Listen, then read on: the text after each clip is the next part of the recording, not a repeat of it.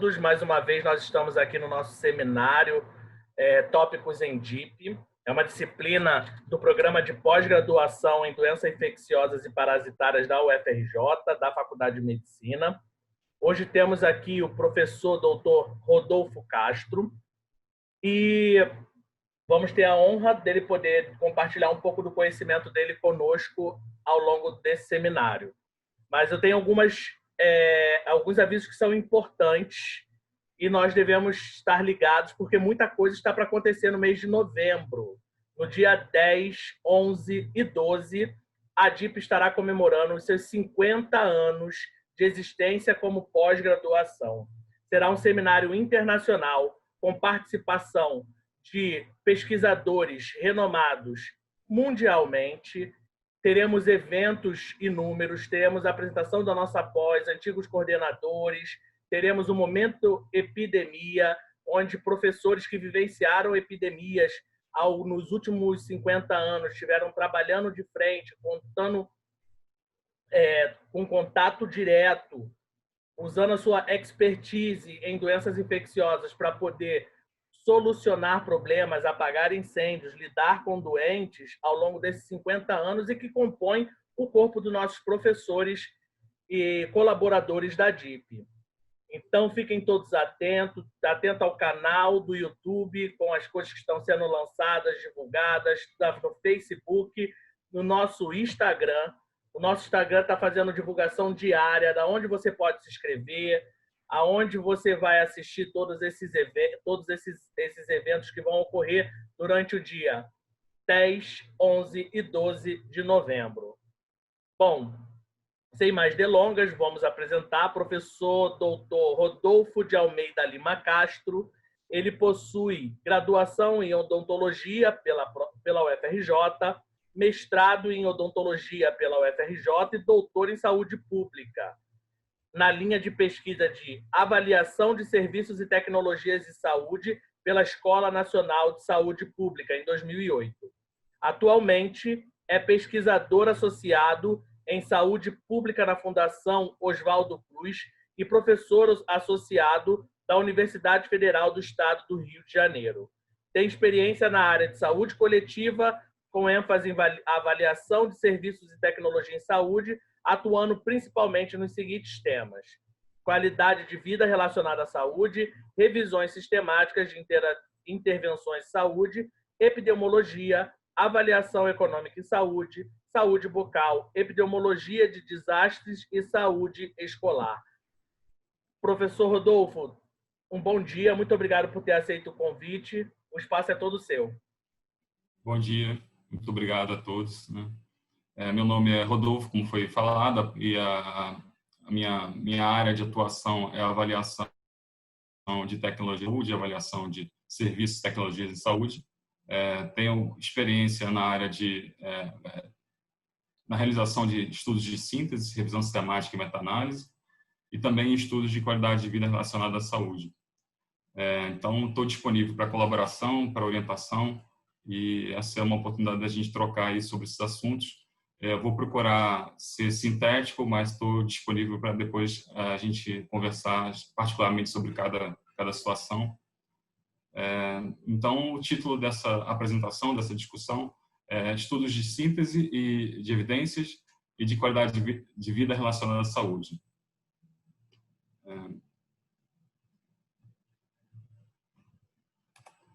Então, tendo um sumário, a gente vai discutir primeiro a importância dos estudos de síntese, os desafios das revisões sistemáticas, os desafios atuais, principalmente nesses tempos novos que a gente está vivendo, os passos para a realização de revisão sistemática, os passos gerais, não dá para a gente esgotar o assunto. Também vai discutir os estudos de qualidade de vida relacionada à saúde, medidas de desfecho relatadas pelo paciente ou pessoa, e um passo a passo também para adaptação e validação de instrumentos e a aplicação da qualidade de vida como desfecho, que é algo que a gente defende, que seja importante, e colocar alguns exemplos dessa aplicação como desfecho. Então, quanto à importância dos estudos de síntese, a gente sabe que a revisão sistemática com meta-análise é o nível de evidência maior para a grande maioria das questões, na publicação da Universidade de Oxford, né?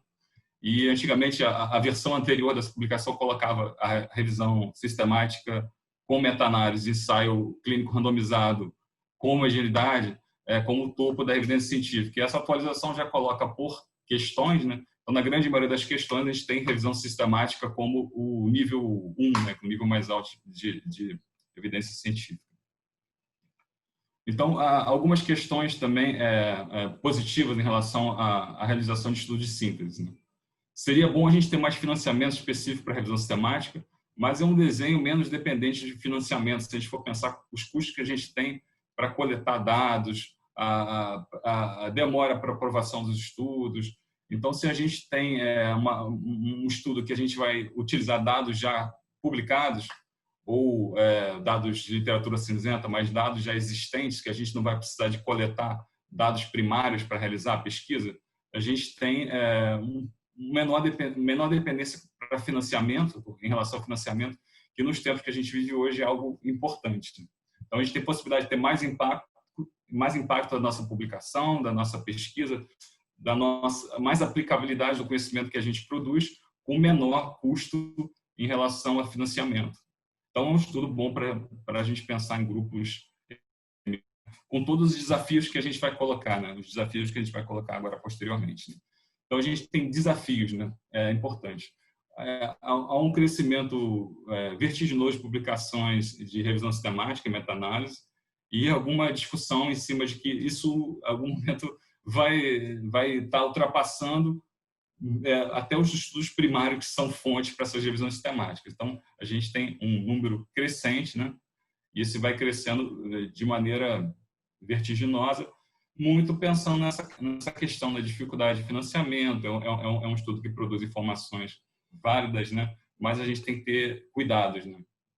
Então, dentro dos desafios, há uma competição excessiva, muita chance de a gente não ser o único grupo estudando uma mesma questão, quer dizer, praticamente impossível não estar outra pessoa pensando a mesma coisa, porque todos têm acesso ao que está publicado e podem ter suas ideias de questões de pesquisas envolvendo revisão sistemática.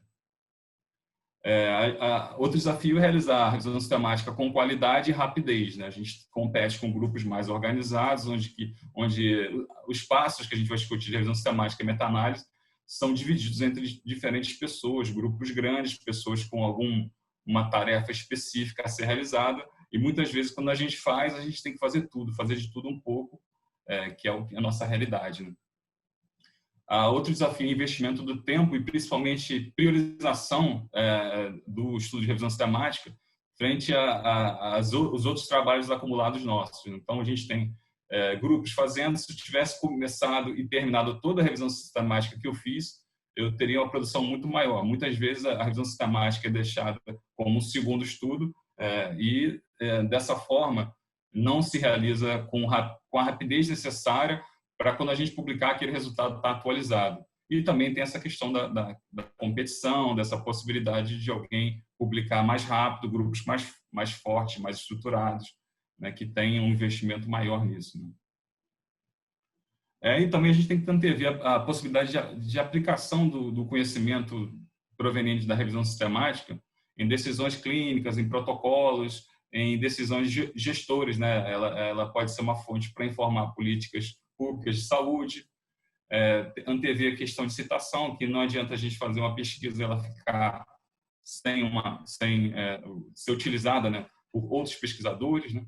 E até hoje a gente vê as meta-revisões, né, que seriam revisões sistemáticas que incluem estudos que são também revisão sistemática. Então, a gente também seria uma possível aplicação, né, de uso de uma revisão sistemática posteriormente por uma outra revisão sistemática. Então, a gente tem esse desafio de tentar antever a aplicabilidade, né? E esse outro artigo que critica, né, um pouco as meta-análises, coloca até metástase de meta-análise, né? Ele defende que a gente tem que priorizar revisões mais robustas e revisões vivas, que seriam revisões que vão sendo atualizadas à medida que os estudos vão surgindo, que é uma coisa que vem acontecendo até nesses tempos de pandemia, né?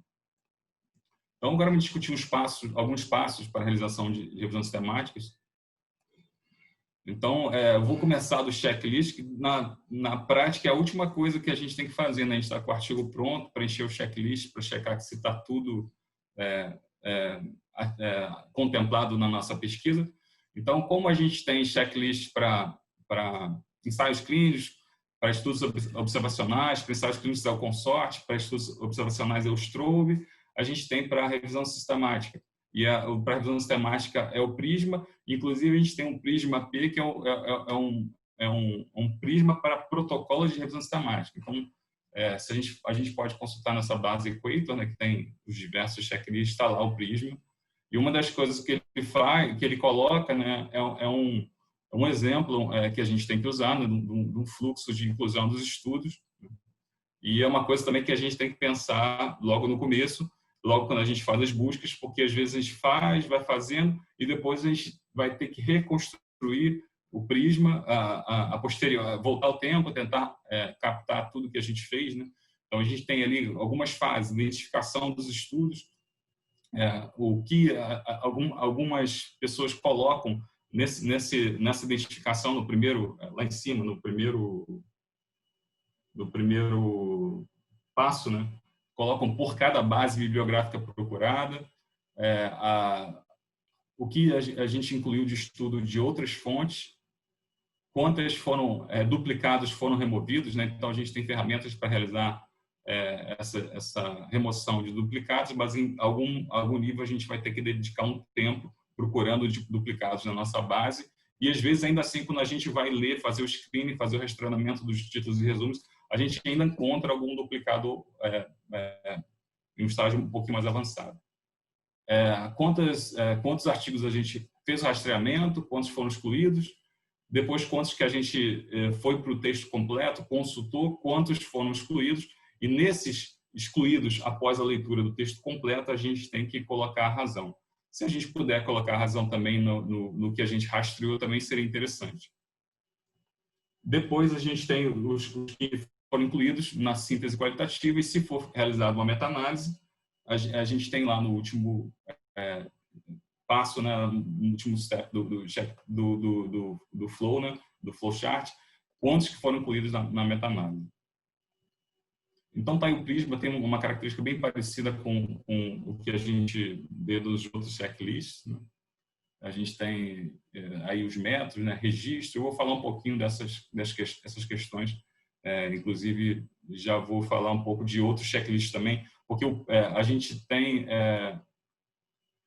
o checklist que a gente usa para meta-análise de estudos observacionais é um pouco diferente, e esse checklist chamado música é um pouco menos conhecido. Então, tradicionalmente se faz meta-análise, que inclui ensaios clínicos randomizados. Aí o Prisma é mais apropriado quando a gente vai fazer uma meta-análise de estudos observacionais, quando a gente quer, por exemplo, avaliar uma intervenção, uma tecnologia que já está em uso, né, e a gente tem estudos observacionais mostrando a efetividade dessa intervenção, a gente pode usar o MUSE, um outro checklist. Então, o primeiro passo, né, é um passo bem importante, que é a gente ter essa questão de pesquisa pré-definida. A gente tem que ter uma questão que tem importância para a clínica, importância para o nosso sistema de saúde, e ela tem que ser pré-definida, quer dizer, a gente não pode ficar mudando no decorrer do estudo, é um grande problema. Nem sempre a gente consegue esse grau de pré-definição, mas é importante ter a preocupação dela ser mais pré-definida possível.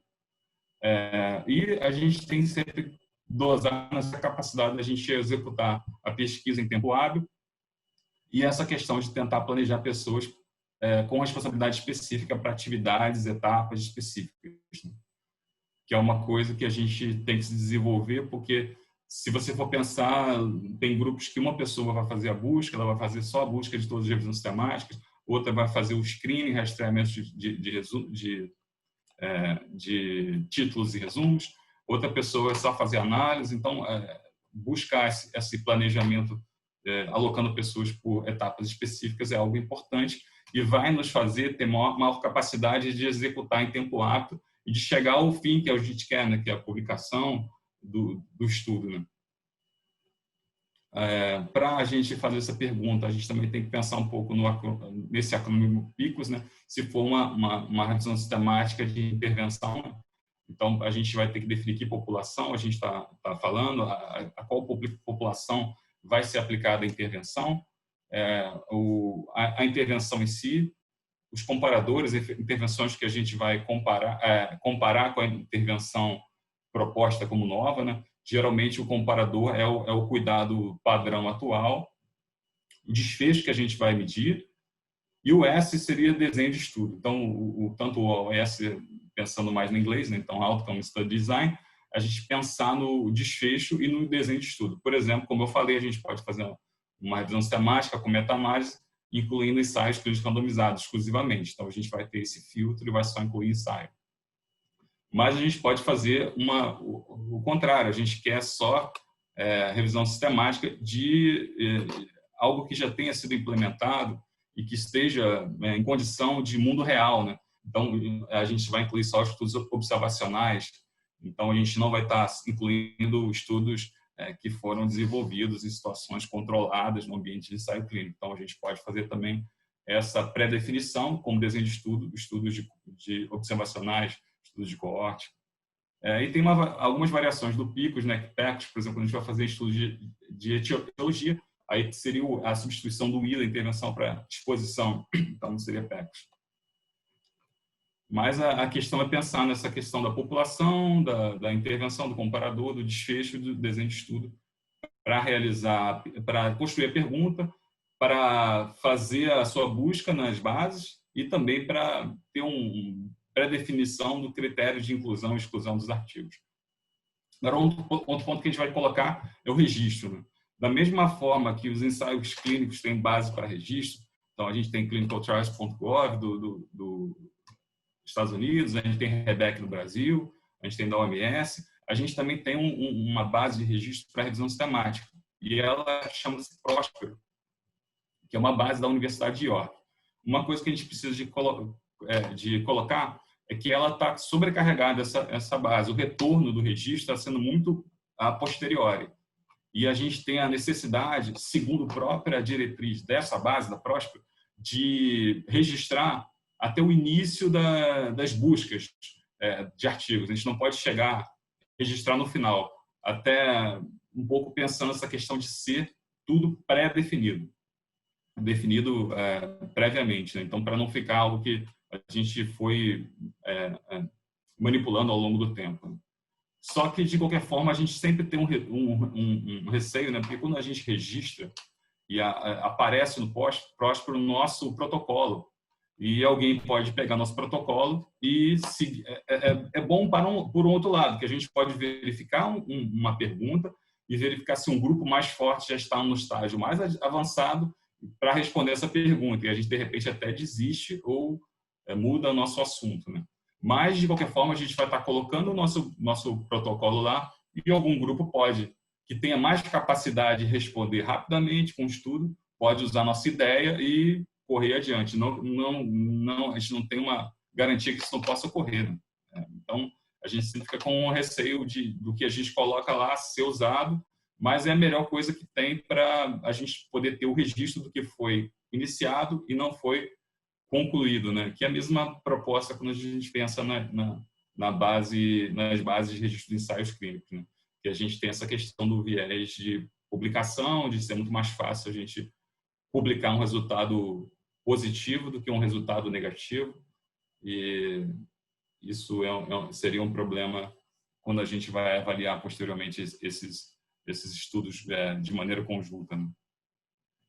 Aí, em relação às estratégias de busca da literatura, a gente tem algumas bases e cada vez isso vai mudando um pouco, né? Então, a gente tem PubMed, que inclui Medline, ou a gente pode fazer pelo OBJ Medline, quando se tiver acesso. Já tive uma época que tinha uma colaboração que me permitia ter acesso, tive a oportunidade de fazer, mas atende bem a gente usar o próprio PubMed para fazer a estratégia de busca, que é a principal, e a gente traduz essa estratégia para as outras bases, né?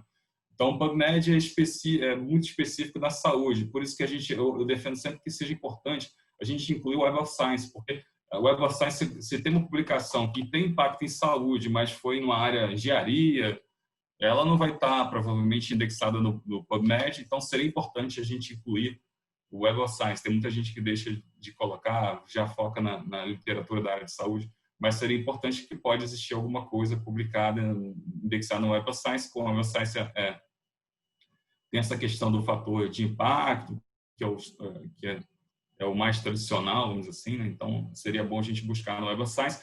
E a gente, nesse período de pandemia, que muita gente está trabalhando de home office, a gente pode acessar através do periódico CAPES. Então, a gente tem um acesso CAF, né? Lá no periódico CAPES, e todo mundo que tiver um e-mail institucional das universidades consegue acessar. Tanto o Web of Science quanto a Embase são bases que a gente pagaria se fosse usar individualmente. Então, é necessário a gente usar o periódico CAPES, entrar lá com a senha, e se a gente entrar, a gente consegue abrir. Então, isso é importante não só para fazer revisão sistemática, mas para fazer qualquer busca que vocês queiram fazer nas suas pesquisas. A outra possibilidade é Scopus, Lilacs, por ser a América Latina, né?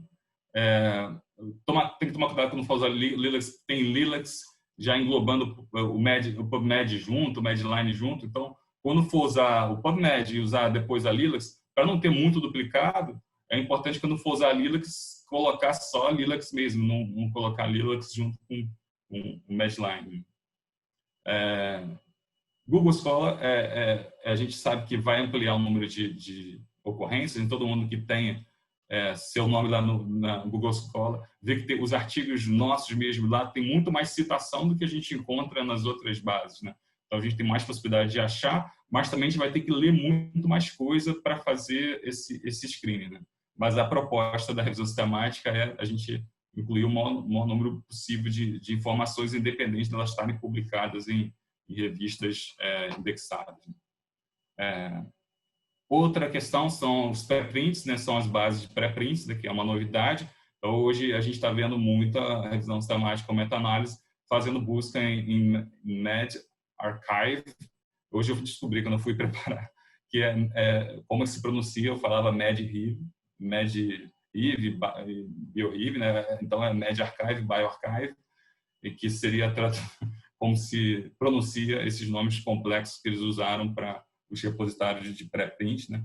Então, sabendo que são publicações ainda não revisadas por pares, mas que podem estar incluindo assuntos de teu interesse, né? Então, seria uma forma da gente encontrar algo que ainda não foi publicado. Além do mais, a gente tem que buscar literatura cinzenta, relatórios, bases de registro de ensaio clínico, e fazer contato com o autor seria importante, quando a gente tem, porque seria uma forma da gente encontrar estudos que tiveram algum resultado negativo, por exemplo, né, que não foram publicados, né? Então, seria bom a gente buscar em base de registro de ensaios clínicos. Outra coisa é fazer buscas manuais, né, ver os artigos incluídos e ver as referências desses, e ver artigos que citaram os artigos incluídos, né? Então, a gente poderia fazer essas duas procuras, de certa forma, manuais, e aí a gente consegue incluir lá no fluxograma do Prisma como artigos incluídos de outras fontes. Aí o próximo passo, a gente fez as buscas, né, e a gente exporta os resultados de cada base e consegue usar hoje eu venho usando, antigamente não tinha essa possibilidade, essa plataforma que é o Ryan, que tem uma plataforma online, né, que você cria uma senha, e tem também, você pode usar tablet, celular, né? Eu uso mais a online porque no desktop, porque no aplicativo fica muito complicado de você, se você tem uma ordem para rever, fica muito complicado você estipular essa ordem. Então, seria essa melhor forma hoje que eu vejo, né, de fazer o rastreamento do títulos e resumos. Quer dizer, tomar a decisão de incluir ou não. E até hoje, a remoção dos duplicados, estudos duplicados, porque pode ter um estudo que entrou na PubMed e entrou também na Embase, e a gente tem que escolher um, né? Geralmente eu escolho o PubMed, né? Eu faço uma hierarquização entre os estudos que têm melhor indexação, né? E você remover estudos que são o mesmo estudo, mas que estão em diferentes bases, para você não ficar lendo o resumo, e para ter realmente o quantos estudos únicos, né, foram incluídos de início na sua revisão sistemática. Aí ele tem uma vantagem, como eu falei, remoção de duplicados, a gente consegue uma ajuda, né, uma identificação de duplicados pelo algoritmo do próprio Ryan, E também a gente consegue marcar as palavras que vão incluir em verde, aqui está bem pequeno, mas as palavras que a gente coloca como critério de inclusão, a gente pode ficar em verde, e as palavras que a gente vai excluir em vermelho. Isso fica no resumo. Então, você consegue ler o resumo, mas olhar a imagem. Se você vê que tem muito verde, muito vermelho, você já vai lendo o vermelho, que o vermelho pode ser uma palavra que, se ela correu, você sabe se é animais, você não vai incluir estudos animais, você já exclui por ali.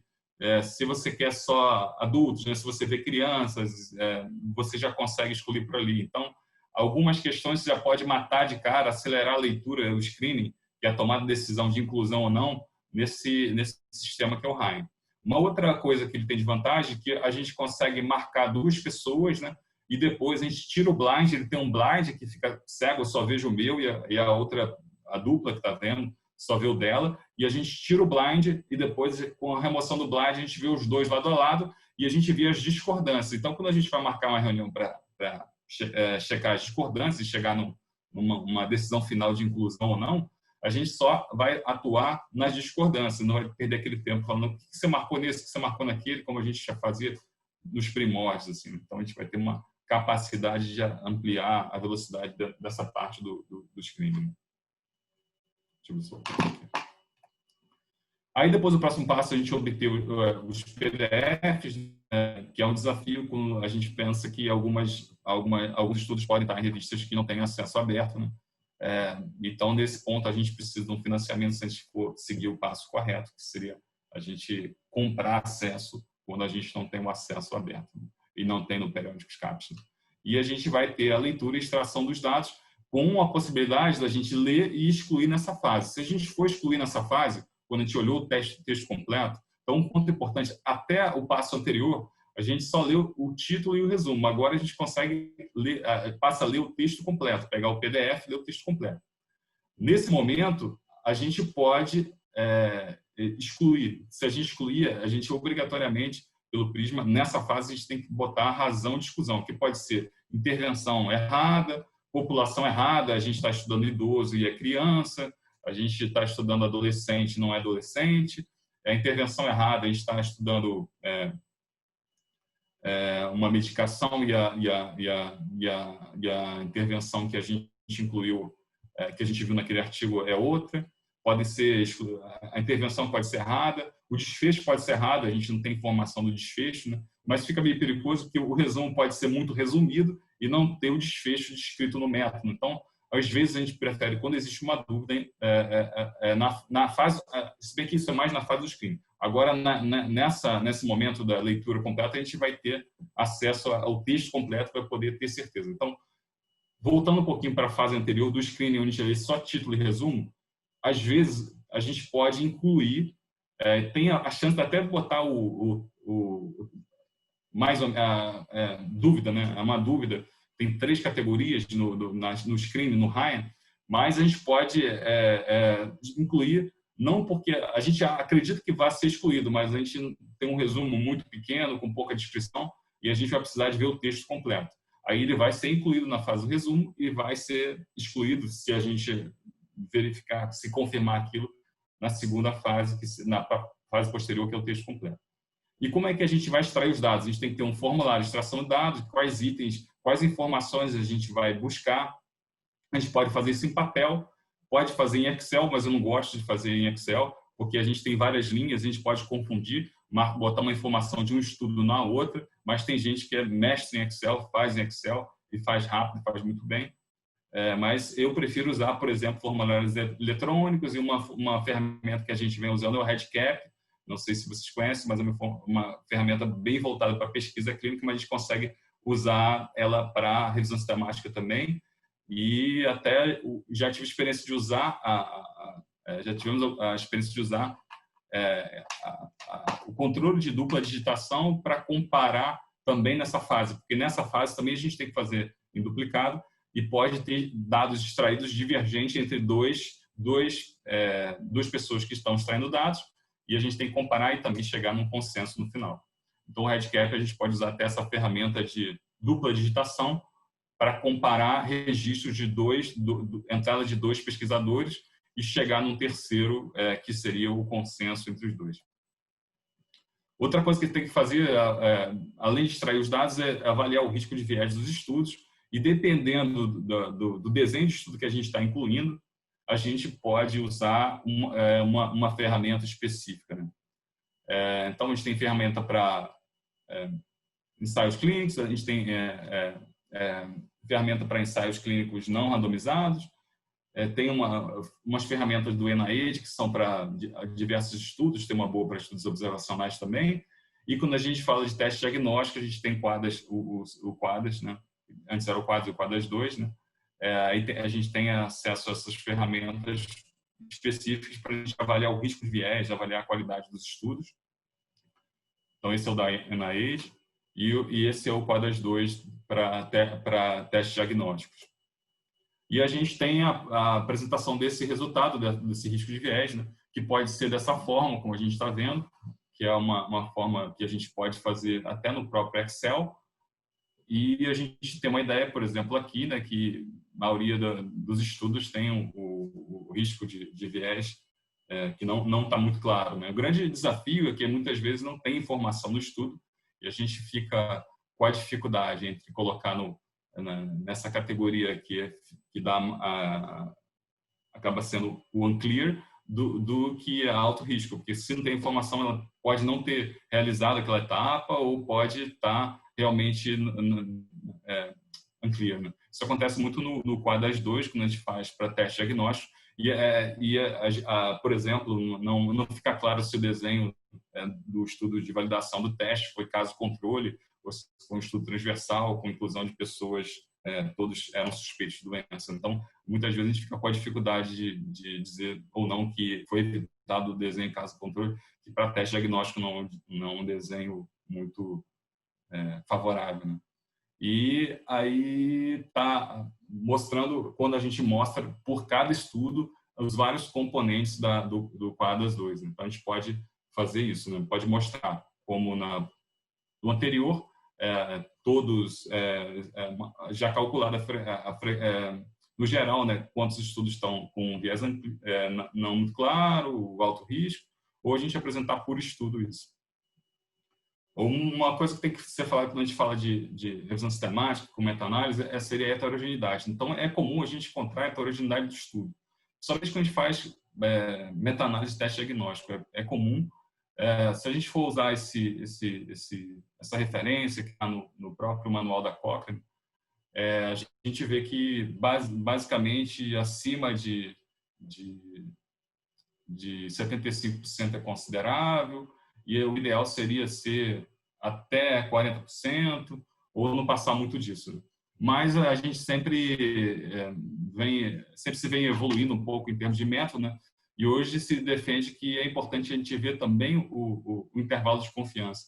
E depois que a gente passou a ver isso nas nossas, a gente começou a ver que muitas vezes a gente tem uma heterogeneidade menor do que 40% na medida pontual, mas quando a gente vai ver o intervalo de confiança vai lá em cima, porque se a gente está fazendo uma revisão com poucos estudos incluídos, a gente vai ter esse grande problema. Então, é bem importante, sempre importante, mas especialmente quando a gente tem poucos estudos, uma meta-análise pequena é mais difícil, né?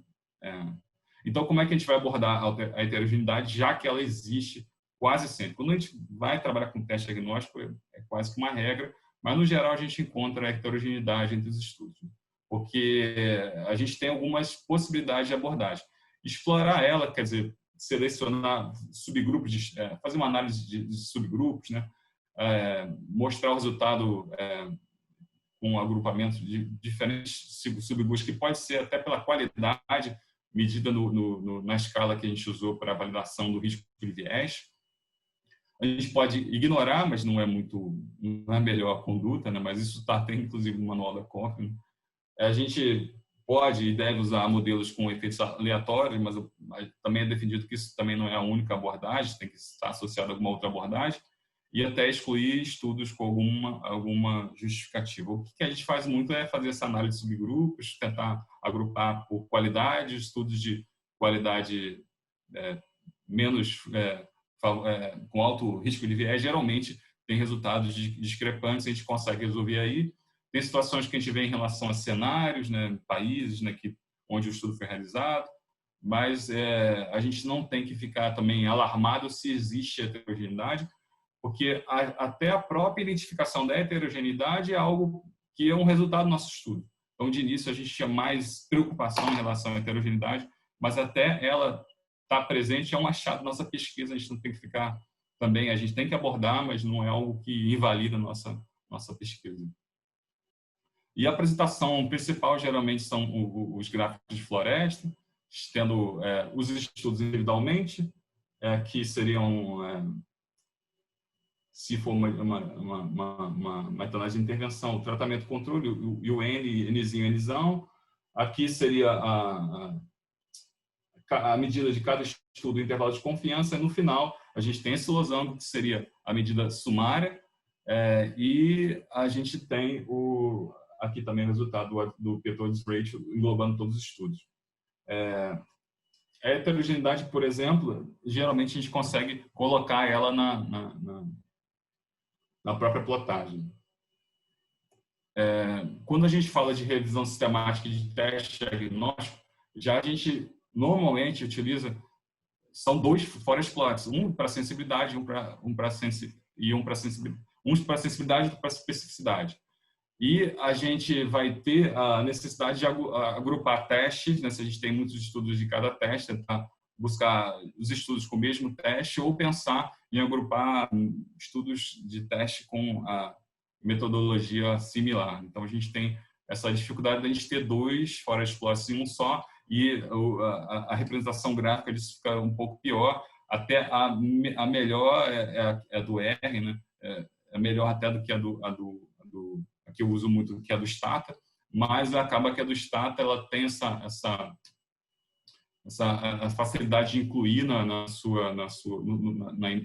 plotagem até o próprio intervalo de confiança da medida de heterogeneidade, que acaba sendo uma vantagem, mas essa é uma outra representação gráfica do forest plot para teste diagnóstico, que tem a sensibilidade e a especificidade. Essa é a plotagem do Stata, que é um pouco, na minha opinião, visualmente pior, mas ela tem medida de heterogeneidade, incluindo até esse intervalo de confiança do I2, né, na sua imagem, seria bem importante, fica mais informativo. Aí a gente pensa em o que a gente pode fazer de revisão sistemática. A gente pode ir além da intervenção do tratamento, a gente pode e também dos testes, que também são uma intervenção diagnóstica, né? Quais outros problemas? A gente pode fazer uma revisão sistemática de métodos e a gente pode fazer uma revisão sistemática com meta-análise para resumir medidas de desfecho relatadas pelo paciente, que é outro tema que a gente vai discutir aqui hoje. Então, a gente está discutindo a revisão sistemática com meta-análise, estudos de síntese no geral, mas também vai discutir um pouco de avaliação da qualidade de vida e uso dela como uma medida de desfecho. Então, esse é um exemplo da gente fez uma revisão sistemática de métodos para verificar modelos que foram usados para avaliação econômica para intervenções para hepatite C, para hepatite C crônica. Bom, então isso era um pouco que a gente ia falar sobre revisão sistemática e meta-análise. É claro que não dá para esgotar tudo nesse tempo, né? E a gente vai falar um pouco sobre estudos de qualidade de vida relacionados à saúde, que também podem ser resumidos, né, numa revisão sistemática com meta-análise, para a gente obter parâmetros para avaliação de custo-utilidade, que é um desenho de estudo de avaliação econômica importante. Então, pensando na qualidade de vida, né, a gente pensa primeiro no conceito de saúde e no desafio de medir saúde quando a gente considera esse conceito ampliado. Então, saúde é um estado de completo bem-estar físico, emocional, social, não meramente a ausência da doença, né? Todo mundo conhece esse conceito, e a gente sabe que é um desafio medir a saúde quando a gente considera esse conceito tão ampliado. Né? O que a gente tem que medir, qual o objetivo de uma intervenção que a gente coloca na nossa prática, e qual perspectiva a gente deve ver, sociedade, profissional, usuário. Então, a gente defende que, se a gente puder, seria o ideal a gente incluir o usuário, porque pode ter alguma intervenção que melhora muito a sobrevida da pessoa, ela ganha tempo de vida, mas a qualidade de vida dela fica ruim, e ouvir o usuário é algo importante, e a forma disso a gente considerar medidas de desfecho relatadas pelo paciente ou pela pessoa, e isso vem contribuir, né, dentre os diversos desfechos em saúde, que pode ser mortalidade, sobrevida, desfecho reportado pelo paciente, pelo clínico ou por um observador ou biomarcadores que a gente vem usando. Então, dentro de desfechos de saúde, a gente tem desfechos funcionais e pessoais, e esses desfechos a gente consegue bem obter, né, através da pessoa, do paciente que vai receber esse cuidado. Aí eu vou passar um pouco mais rápido, porque eu acho que o tempo já está meio estourando, né? Essa questão das sequências para uso dos instrumentos. Então, a gente pode desenvolver o instrumento do zero, né? Mas não é muito comum. Normalmente, a gente tem um instrumento lá fora que a gente tem que adaptar para a nossa realidade cultural, não só traduzir, mas fazer uma adaptação transcultural. Seria importante que a gente tivesse instrumento desenvolvido no português, brasileiro, e jogasse, e outras pessoas de fora usassem, né, os questionários, né? Mas isso não é muito comum. Eu espero que seja mais comum no futuro, mas ainda não é. Muitas vezes, a gente tem que fazer adaptação transcultural, validar e aplicar no nosso cenário. Então, eles têm que... Isso transcende a questão da língua. Então, países com culturas diferentes, mesmo a língua, são encontrados. Por exemplo, a gente está contribuindo num projeto para avaliação de qualidade de vida, que envolve a avaliação de qualidade de vida para doenças de Chagas. A gente vê que alguns cenários, alguns países que a gente vai trabalhar, não tem o instrumento traduzido, e a gente vai ter, e mesmo tendo, são países de língua espanhola, e mesmo assim tendo versões em países vizinhos, que também falam a mesma língua, a gente vai ter que ter um processo de tradução, ou até para usar o instrumento. Isso é um requisito até da própria pessoa que detém o instrumento, que licencia o instrumento. Então, é necessário conduzir esse processo de adaptação transcultural, que envolve uma tradução, uma retradução de volta para a língua original, uma revisão em comitê, um pré-teste, e quando o instrumento envolve pesos, verificar os pesos dos scores. Essa é uma referência antiga, mas a gente tem uma referência mais atual da ISPO, que a gente gosta de citar, né? E a questão de terminologia, se retorno à língua original, pode ser tradução inversa ou retradução, é um termo que tem alguma variação. Essa referência que a gente usa muito, que é boas práticas para tradução e adaptação transcultural, uma referência da ISPO, para medidas de desfecho relatadas por paciente. Então, a gente tem a preparação, tradução. Eu vou falar um pouco cada passo, então a gente vai direto aos passos, né? Preparação, obter permissão. A gente sempre tem que contactar quem desenvolveu para obter uma permissão para uso, para saber se o instrumento é licenciado, se a gente tem autorização para usar ou não. Convidar o desenvolvedor para se envolver, se o instrumento não tem uma versão brasileira, convidar quem desenvolveu para se envolver na pesquisa, é algo que vai contribuir até para esse estudo ser usado como de maneira oficial, naquela versão oficial, né? Recrutar a equipe para o projeto, realizar traduções em direção à língua-alvo, da língua original, que normalmente é o inglês, para o português brasileiro, que seria a nossa situação, ter ao menos 2 traduções, conciliar essas 2 traduções numa versão de consenso. Retradução, que seria o quê? Você voltar ou tradução inversa, voltar para a língua original para buscar comparar a versão original com a versão que passou para a língua-alvo e voltou para a língua original, e tentar identificar alguma discrepância. Revisão dessa versão retraduzida, pode ser solicitada a ajuda do desenvolvedor, né? Harmonização de todas as versões usadas, um teste cognitivo com pessoas da população-alvo que vai receber esse instrumento, que vai responder esse instrumento, e incorporar tudo isso e melhorar a tradução, revisão textual e preparar a versão final do instrumento. E quando a gente pensa em ensaios multicêntricos que vão usar medidas de desfecho relatadas pelo paciente, tem uma diretriz específica para quando se usa a mesma língua em diferentes países. Então, tem essa referência específica que está publicada num jornal da ISPO, que é um jornal bem importante nessa área de avaliação econômica. E a outra coisa que a gente vai dizer é que a qualidade de vida relacionada à saúde, ela pode ser usada como desfecho, né? Quando a gente pensa que a qualidade de vida, o conceito geral de qualidade de vida mesmo, né? É um conceito amplo, que é a percepção do indivíduo a partir da sua posição na vida, contexto da cultura, sistema de valores. Então, um conceito em relação às suas metas, expectativas, padrões e preocupações. Então, um conceito bem amplo e muitas vezes difícil de medir. Então, a gente defende que a gente mede a qualidade de vida relacionada à saúde, como a saúde afeta a capacidade da pessoa de desempenhar atividades habituais. E também a opinião subjetiva, na opinião subjetiva da pessoa, né? Então, a gente tem instrumentos específicos genéricos. Eu vou falar um pouco mais dos genéricos, né? Da possibilidade dos genéricos, né? de ter comparações entre as doenças. Então, é importante sempre que a gente pode usar específicos genéricos, porque específicos vão ter características da doença, características da intervenção, que é usada nessa doença, então a gente pode ter uma maior capacidade de detectar pequenas variações de qualidade de vida se a gente for usar antes e depois. E o genérico é muito útil porque ele pode comparar diferentes doenças e pode chegar a uma medida que a gente chama de utilidade, quando ele é baseado em preferência, né? Então, instrumentos baseados em preferência são instrumentos específicos que a gente permite calcular a utilidade, que é algo que vai ser usado como componente do QALY, que seria ano de vida, ganhos ajustados por qualidade. Então, a gente vai comparar duas intervenções, se elas prolongaram a vida e se elas melhoraram também a qualidade de vida.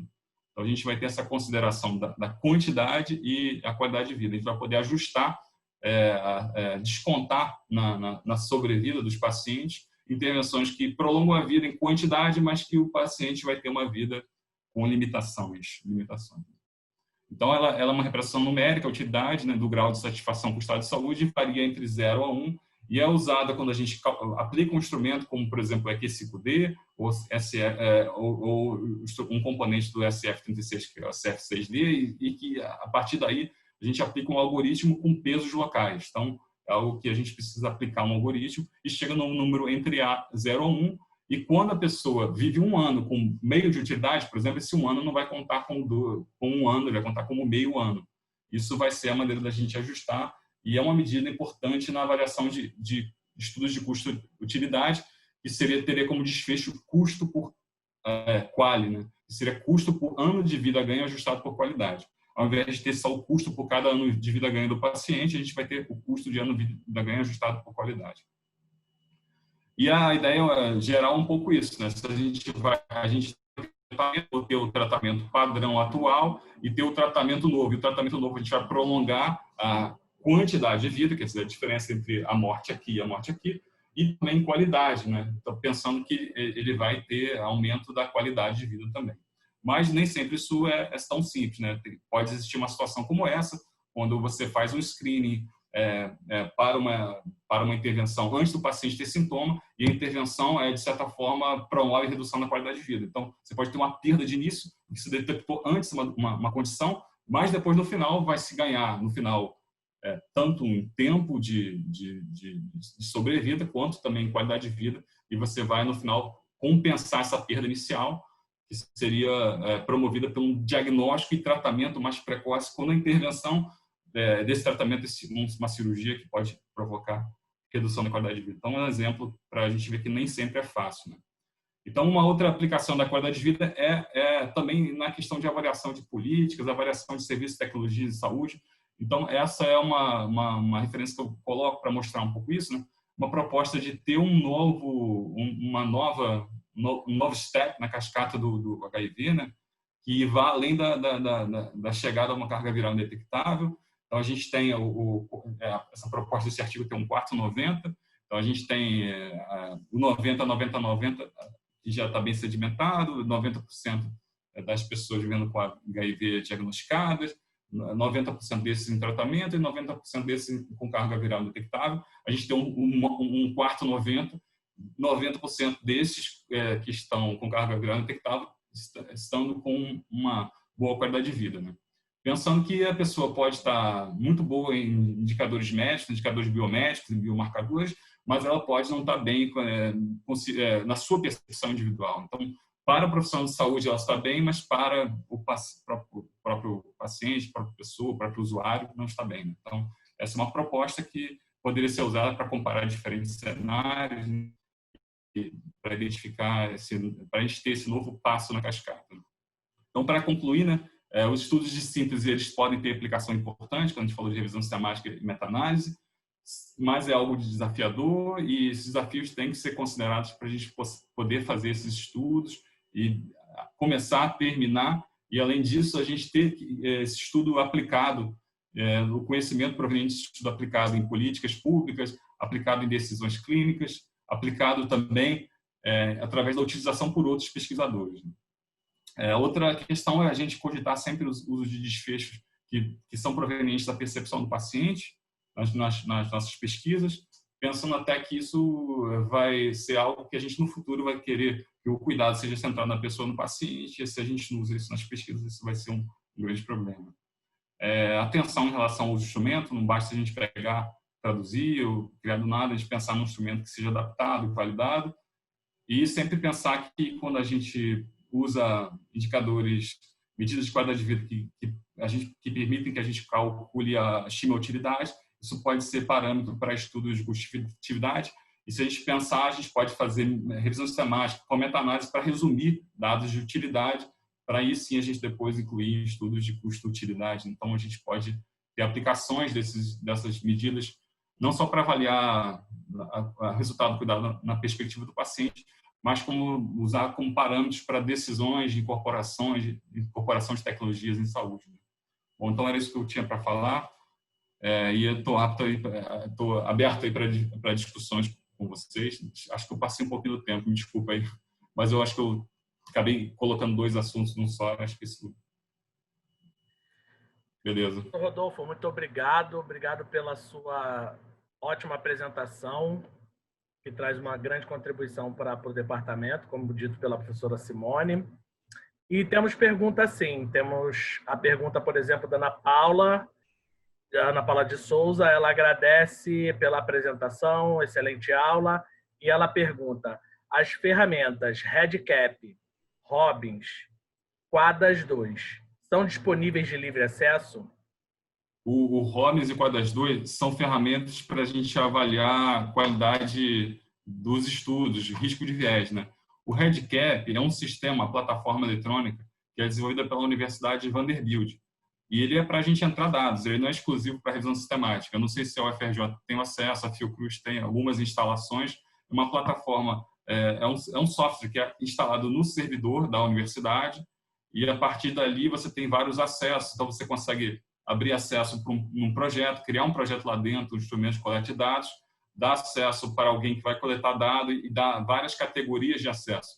Então, o REDCap é algo diferente, né? A gente está falando de 2 coisas diferentes. O REDCap é algo que depende de um licenciamento para a Universidade de Vanderbilt e que é gratuito quando a gente faz estudos que não tenham fins lucrativos, não sejam patrocinados por indústria, né?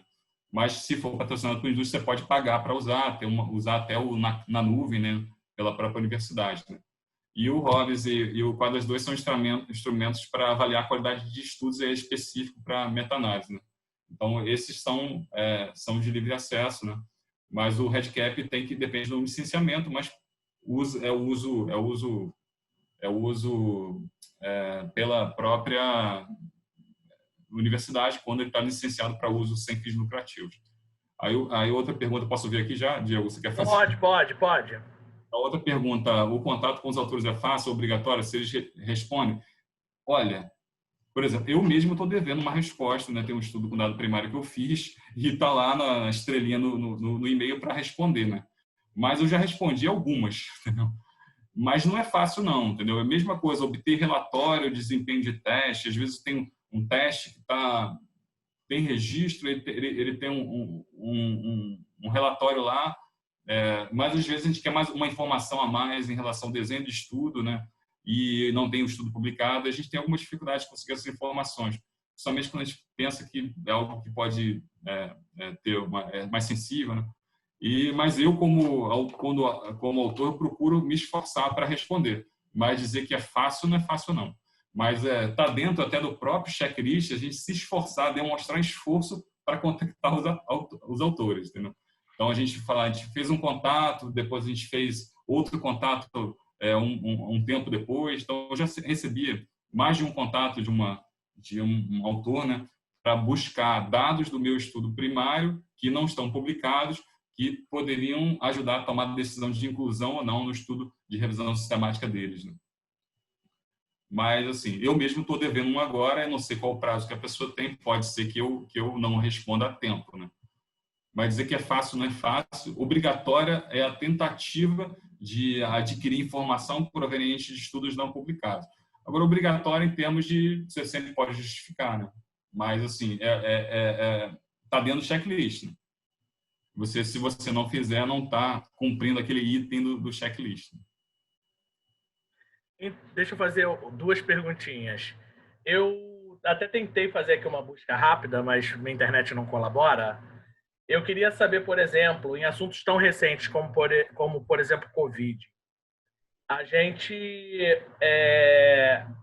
pode estar realizando, né? O pesquisador pode estar realizando revisões sistemáticas em cima deste tema, porque em menos de 7 meses, teve um número absurdo de publicações.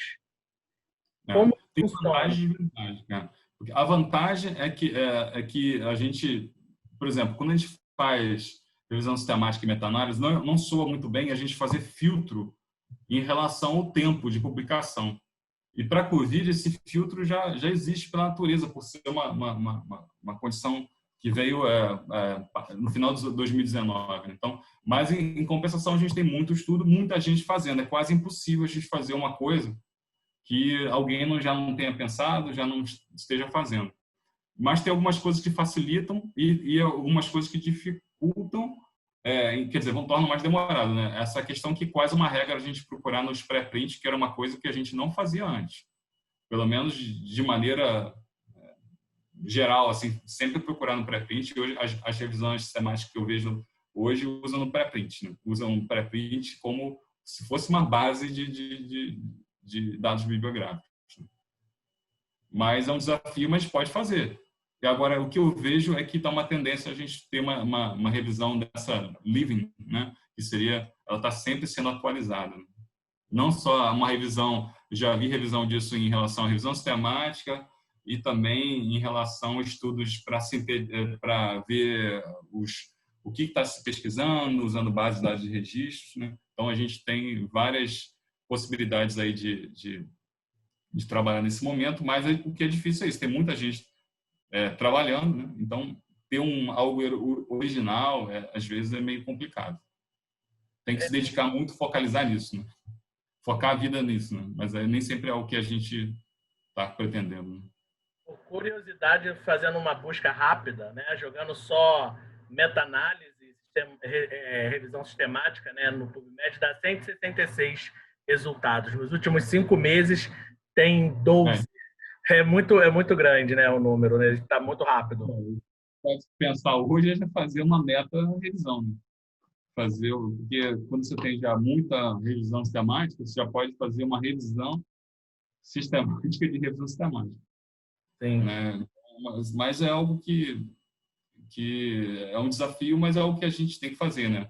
Só que às vezes é mais importante, algo que é mais interessante a gente buscar uma ideia nova que não tenha muita gente fazendo, porque a gente sempre tem uma dificuldade de concluir o trabalho no tempo que o pessoal com grupos maiores que focam nisso, né, fazem, né? Então a chance da gente estar fazendo e daqui a pouco sai uma antes da gente publicar, e aí a gente faz o quê? A gente cita aquela revisão, só que é de certa forma obrigatório estar ao menos na nossa discussão. Mas aí a gente peca contra a gente, né? Porque a gente está citando um estudo que é do mesmo tema que o nosso, que está às vezes até esse pessoal faz com uma rapidez maior do que a nossa, né? Então o grande desafio é a questão do tempo. Tem que ser um estudo rápido, feito de maneira rápida, depende de ter 2 pessoas lendo os títulos e resumos, depende de ter 2 pessoas extraindo os dados. E nem sempre as pessoas estão com a mesma sintonia em relação ao time do trabalho. Então, pode uma atrasar, no final das contas atrasa. Quando atrasa, fica desatualizado. E uma das questões é se é válido a gente publicar algo com um nível de atualização um pouco defasado. Né? Mas... Perdão. A gente tem sempre decidir entre extrair muitos dados e demorar um pouco mais, ou extrair poucos dados de cada artigo e fazer mais rápido. Então, o que eu acho que é bem importante é ter uma pergunta que ninguém tenha pensado e fazer isso o mais rápido possível. E agora, qual seria o perfil, né, de aluno que o senhor recebe? Qual é o perfil para trabalhar com meta-análise? Qual é a busca que esse aluno tem que ter? Tem que ter dentro dele para poder estar desenvolvendo seu projeto de mestrado ou doutorado? O que eu acho assim, o desafio para orientação com revisão sistemática e meta-análise. O ideal é ter, o trabalho tem que ter uma equipe, né? Pelo menos 2 pessoas, né? Se você for pensar, o ideal era ter uma pessoa para fazer a busca, mas nem sempre a gente tem. Então a gente faz a busca é claro que tem gente que é especializada, só faz isso. Lá na Inglaterra, eles chamam Information Specialist. Então, ele faz só isso, ele vai fazer uma busca melhor que a nossa, porque ele só faz a busca. Né? Então, é um grupo, geralmente, que tem algumas especialidades. Mas a gente consegue fazer, né, isso porque a gente tem algum nível de treinamento já. Né? Esse seria da formação que ele tem que ter. Eu penso muito de ser um clínico daquela área, porque muitas vezes é uma área que eu, enquanto pesquisador, não sou clínico, né? Então, se a pessoa é clínica, ela consegue ter insights que eu não vou ter, entendeu? Então, mas nada impede a gente ter um consultor, uma outra pessoa, uma terceira pessoa que seja clínico da área, né? Porque a clínica, nesse caso, é soberana, principalmente quando a gente for considerar uma intervenção, né? Então, ela tem que ter tem que ter alguém na equipe que tenha que realize aquela intervenção no seu dia a dia ou cuide daquele tipo de paciente. Né? Então, essa característica. Isso é uma pessoa que entende de banco de dados, né? Porque a gente tem a possibilidade de fazer uma meta-análise convencional ou uma meta-análise de dados individuais, que é algo um pouco mais complicado, porque essa, sim, depende da autorização e, inclusive, da seção de banco de dados dos autores de estudos individuais. Porque a meta-análise, se vocês percebem, a linha do nosso banco é o artigo, né? Ou então, pode ser que um artigo dê origem a duas linhas, quando a gente for pensar duas situações, né? Mas é um estudo que é agregado, a gente não tem os dados individuais. Né?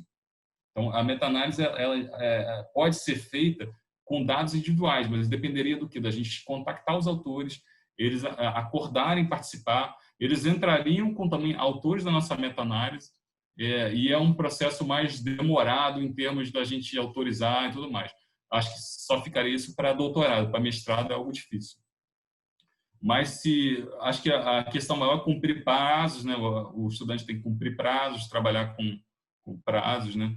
E ter uma noção de banco de dados, ter uma noção de busca, ter uma noção de método de pesquisa, né? Porque se a gente for pensar, é importante saber que aquele desenho de estudo, porque essa escala de riscos de viés, todas elas têm, você não pode, com ela, partindo dela, estudar métodos de estudo epidemiológico, a partir daí você vai se atualizar. Você tem que ter uma base, né, de desenho de estudo para você poder julgar e marcar naquelas escalas de avaliação do risco de viés a sua decisão ali. Então, é bom, a pessoa precisa saber dos outros desenhos de estudo epidemiológicos, até para decisão de inclusão e tudo mais. Né? Perfeito, professor. Por conta do horário, a gente vai encerrando por aqui, né? Porque já estamos um pouco avançado, 12h07. Muito obrigado pela sua participação, muito obrigado. A todos que se sentirem interessados, podem procurar ao professor Rodolfo. Ele faz parte hoje do nosso corpo de professores que orientam, né? De orientadores da DIP. Muito obrigado por sua participação, obrigado a todos. E fiquem atentos às novidades, ao evento de 50 anos da DIP, que acontece dia 10, 11 e 12. Conto com todos vocês presentes lá no nosso canal do YouTube. Obrigado, um bom dia a todos.